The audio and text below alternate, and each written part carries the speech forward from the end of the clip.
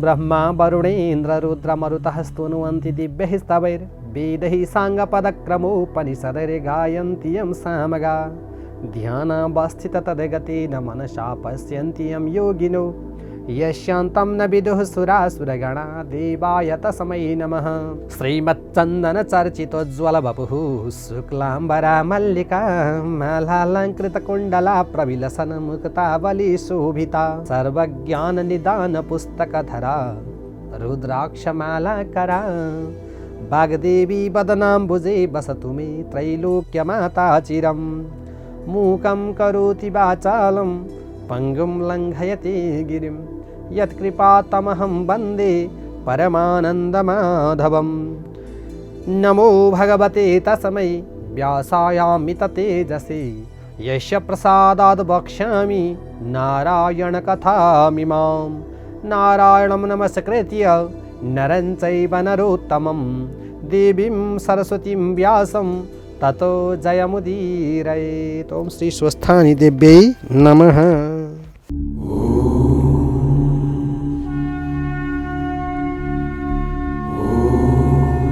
अथ सप्तमोऽध्यायः। कुमारजी आज्ञा गर्नुहुन्छ, हे अगस्त्य मुनि, सतीदेवीले यसरी प्राण त्यागेको देखेर देवता यक्ष गन्धर्व किन्नर नाग दैत्य र ऋषि मुनि सबैले अहो साह्रै अनर्थ भयो भन्दै आश्चर्य माने उसै बेला अकस्मात आँधी चलेर धुलो उडी सारा आकाश ढाक्यो र विपरीत हावा चल्न लाग्यो। बिना बादल नै मेघ गर्जना लाग्यो। यज्ञमा उपस्थित सबै देवता यक्ष गन्धर्व किन्नर र दैत्य नागहरू धुलो उडेर आँखामा परि हेर्न असमर्थ भए। वायुको वेगमा अडिन नसकी भूमिमा घोप्टिए। वायुको त्यो उग्र वेगले कतिलाई उडाएर लग्यो, कति भूमिमा पछारिए, कति रुन खराउन थाले। त्यस हुरीमा परेर कतिको हात भाँच्यो, कतिको खुट्टा मर्कियो, कतिको भूमिमा टाउको टेक्न, कतिले भूमिमा टाउको टेक्न पुगे, कतिको मुख भूमिमा घोप्टिएर माटो खान लागे। उठ्न असमर्थ भएका जति रुन कराउन लागे, कति रक्षा गर मरै मरै बचाऊ भन्न लागे। यस्तो प्रकारले यज्ञमा उत्पात भएको केही बेरपछि हुरीको वेग कम भयो र दक्ष प्रजापतिले चिन्ता गरी सबै छोरी ज्वाइँलाई डराउनु पर्दैन भनी सान्त्वना दिइसकेपछि चित्त व्याकुल गरी अब कसो गरौँ भन्दै गुरु बृहस्पति कहाँ गएर बिन्ती गरे। हे गुरु, अनर्थ भयो, अब कसो गर्ने, असम्भव कुरा प्रत्यक्ष भयो भन्दै भयभीत स्वरमा कराउन लागे। त्यसै बेला नारदजीले सतीदेवीको अग्निकुण्डमा हाम फाली प्राण त्याग गरेको देखि हावाभन्दा पनि वेगले शीघ्र कैलाश पुगी महादेवका चरणमा दण्डवत गरी उभिरहे। हे नारद, तिमी के भन्न आएका भन, किन मौन उभिरहेका छौ? यस्तो शङ्करजीको आज्ञा सुनि हात जोडेर नम्र स्वरमा बिन्ती गरे। हे ईश्वर, हजुरकी प्राणप्रिय सतीदेवी दक्ष प्रजापतिको यज्ञाग्निमा हाम फालेर प्राण त्याग्नुभयो। किनभने हे जगदीश्वर, हे करुणानिधि, पापिष्ट दक्षले हजुरलाई अनेक क्षुद्र वचनले हेला गरी निन्दा गरेको त्यो महादेव कहाँको देवता हो? त्यो त बौला हो। त्यसलाई नडाकेर मेरो के हुन सक्दछ? मेरा 33 कोटी छोरी ज्वाइँ ब्रह्मा र विष्णु आदि सधैँ छन्, कस्तै भए पनि म त्यसलाई डाक्ने छैन इत्यादि अनेक दुर्वचन बोलेको सुन्दा सहन नसकी क्रोधयुक्त भएर भूमिमा लात्ताले हानी यज्ञको परिक्रमा गरी कसैको पनि मुखतर्फ नहेरी केवल हजुरको नाम शिव शिव भन्दै यज्ञाग्निमा हाम फाली प्राण त्यागिन्। हे प्रभु, हजुरको डरले अग्निले देह दग्ध गर्न सकेका छैनन्, केवल प्राण छाडेर यज्ञ कुण्डमा शयन गरे झैँ सुतिरहनु भएको छ। हे ईश्वर, यही कुरा बिन्ती चढाउन आएको हुँ। हे चन्द्रमौली, अनर्थ भयो, अब के गर्ने? यति भनी नारदजी उभिरहे। नारद मुनिका कुरा सुनेर महादेवले आज्ञा भयो, हे मुनि, तिमीले भनेको कुरा निश्चय सत्य हो कि होइन? शिवको वचन सुनि नारदजीले भने, हे जगदीश्वर, हजुरका सामु मिथ्या बोल्ने साहस ममा अथवा शक्ति ममा छैन। ध्यान दृष्टिले हेर्नु भए सत्य असत्य ज्ञात हुनेछ।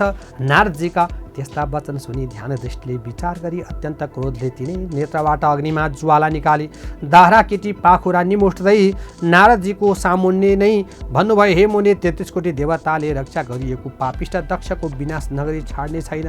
अब तिमी आफ्नो आश्रममा जाऊ भनी बिदा दिनुभयो र नारदजी श्री महादेवलाई दण्डवत प्रणाम गरेर आफ्नो धाममा गए। नारदजी गएपछि शिवजीले सतीदेवीलाई सम्झेर रिसले तिनै नेत्रबाट अग्निका जस्तै ज्वाला निकाली शिखाबाट एउटा जटा झिकेर भूमिमा पछारे। त्यसबाट मेघ गर्जे जस्तै चर्को शब्द गरी भयङ्कर 64 योगिनी र भूत प्रेत पिशाच प्रमथगणले सहित भएर महाकाली उत्पन्न भइन्।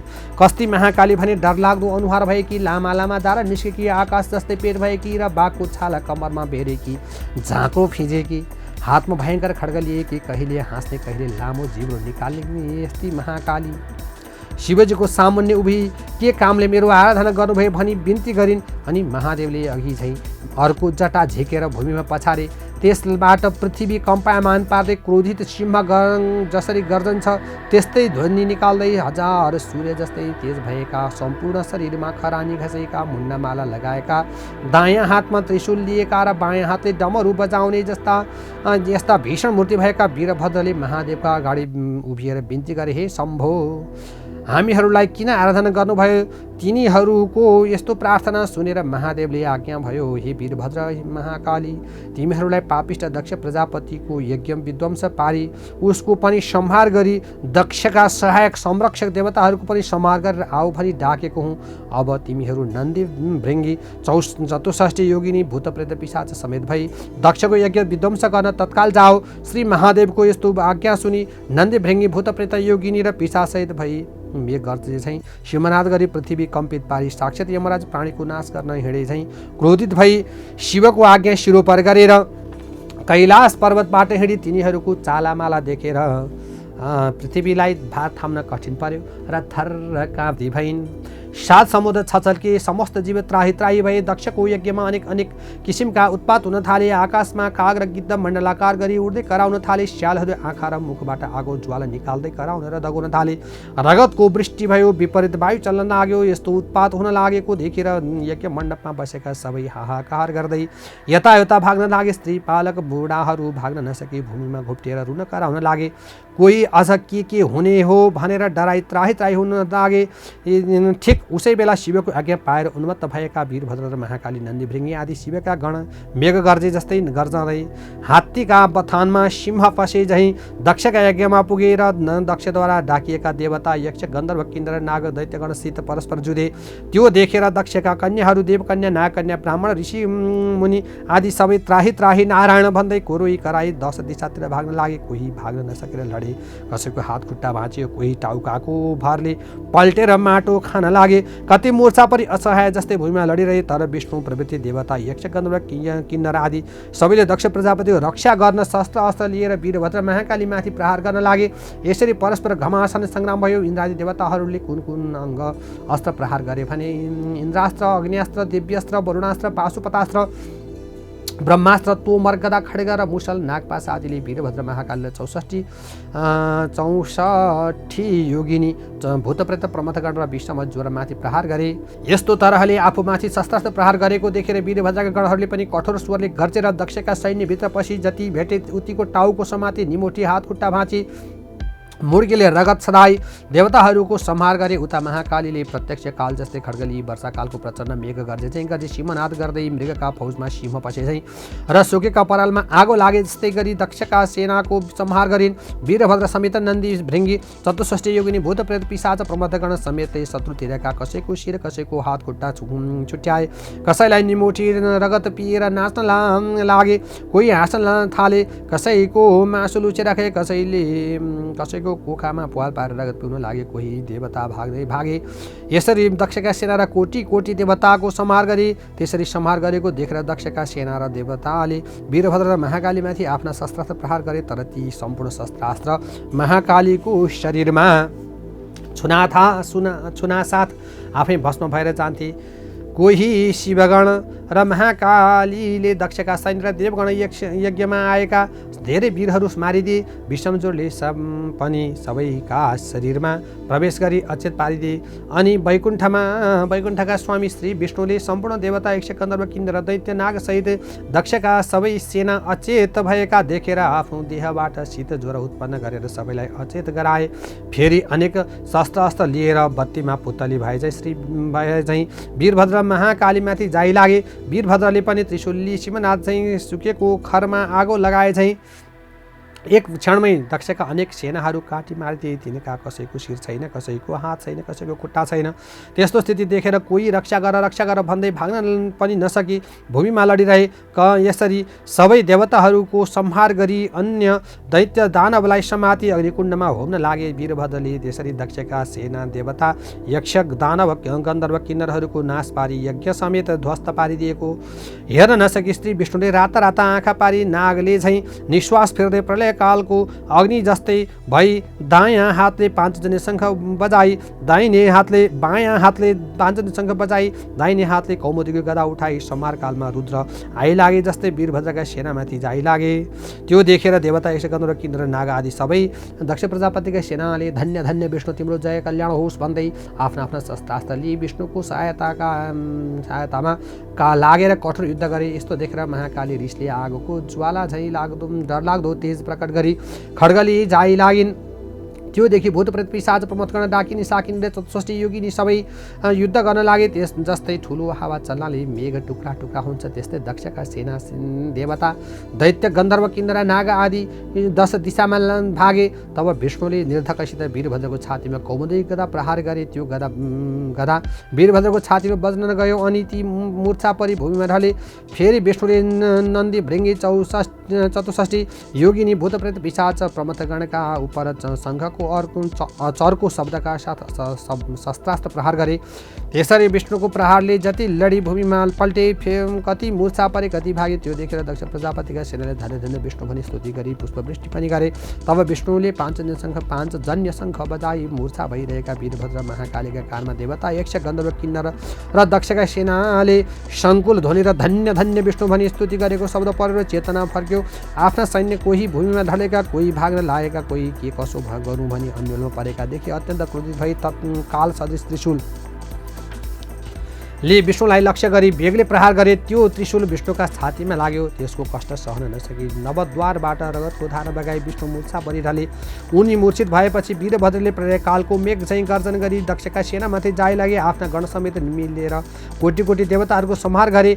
वीरभद्र गर्जेको शब्द उनका गणहरू नन्दी भृङ्गी प्रमथगण समेत कानो परेर बेउजी उभिएर हेर्दा रणभूमिमा विष्णु मूर्छा परेका र वीरभद्रले दक्ष सैन्य र देवताहरूको संहार गरेको देखेर धन्य धन्य वीरभद्र भनी आफ्ना शस्त्रास्त्र लिएर दक्षका सैन्यमाथि जाइ लागे। यसरी अत्यन्त भयङ्कर युद्ध भयो। कस्तो युद्ध भने हे मुनि महाकाली र वीरभद्रले र उनका सेना समेत जाइ लागे। अनि कसैको टुपी समाती पछाडि खड्गले हानी मारे, कसैलाई मुड्केले नै मारे, 64 योगिनीले पनि कतिलाई निमोठेर मारे, कसैको काखीमा प्वाल पारेर रगत पिई मारे, कसैलाई पक्री अग्निकुण्डमा होमिदिए। यस्ता प्रकारले देवता यक्ष गन्धर्व दैत्य किन्नरको नाश गरेर वीरभद्रका सैन्यले जय जय भनी कराएको शब्द मूर्छा परेका विष्णु कानो परेर मूर्छाबाट उठेर हेर्दा वीरभद्र त महाकालीले यज्ञ विध्वंस पारी देवताहरू र दक्षका सैन्य समेत नाश गरेको देखेर अत्यन्त क्रोधित भई रात्र आँखा पारेर हे पापिष्ट आज तेरो नाश गरेर दक्षको यज्ञ पूर्ण पारित सबै देवता यक्ष गन्धर्व नाग आदि सबैलाई सन्तोष दिनेछु। आज एकादश रुद्र तेरो सहायक भएर आए पनि तिमी रक्षा गर्न सक्ने छैन। सम्पूर्ण दुष्टको संहार गर्ने यो चक्र देखिस् भनी सुदर्शन चक्र देखाए। विष्णुले भनेको त्यस्तो शुद्र वचन सुनेर वीरभद्रले चुर भई भन्दछन् हे पापिष्ट विष्णु सम्पूर्ण दुष्टको नाश गर्ने चक्र भनेर देखाइस्। तेरो पराक्रम माफिक त्यो चक्र मेरा उपर संहार गरेर हेर। मुखले भनेर मात्र केही हुन सक्दैन। यस्तो वीरभद्रको वचन सुनि विष्णु रिसाई वीरभद्रले ताकेर सुदर्शन चक्र प्रहार गरे। त्यो चक्र अनेक सूर्यको जस्तो तेज र प्रलयकालको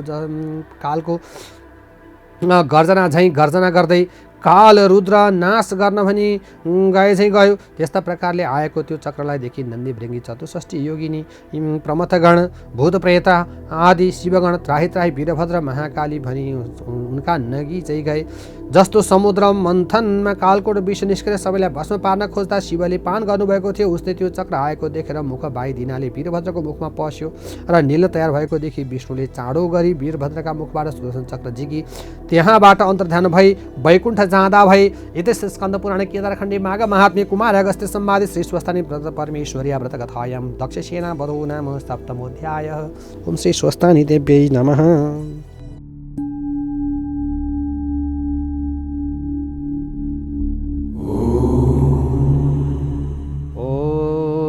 उपनयतु मङ्गलम्बः सकलजगन्मङ्गलालयः श्रीमान् दिनकर किरण निबोधित नवनलिनदलनिभीक्षणः कृष्णः काली वर्षतु पर्जन्यः पृथिवी सस्यशालिनी देशोऽयं क्षोभरहितो ब्राह्मणाः सन्तु निर्भयः अपुत्राः पुत्रिणः सन्तु पुत्रिणः सन्तु पौत्रिणः निर्धनः सधनः सन्तु जीवन्तु शरदां शतं।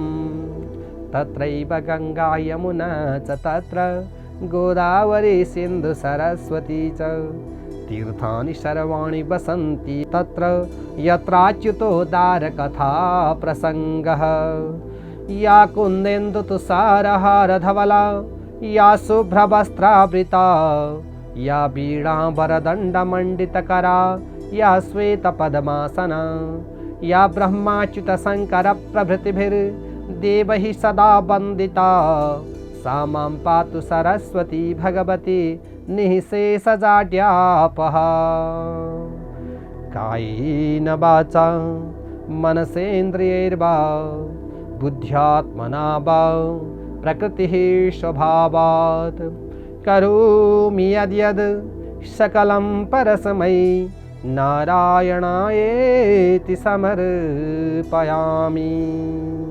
ओम श्री स्वस्तानि देव्यै नमः।